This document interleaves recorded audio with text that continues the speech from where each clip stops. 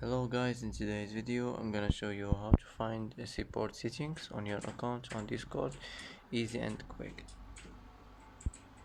First click on your profile, and now here you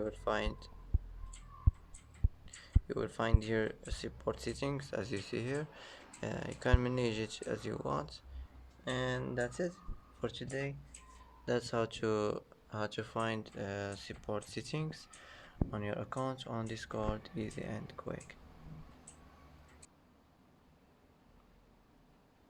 And that's it for today's video. If you like this video, don't forget to like and don't forget to subscribe.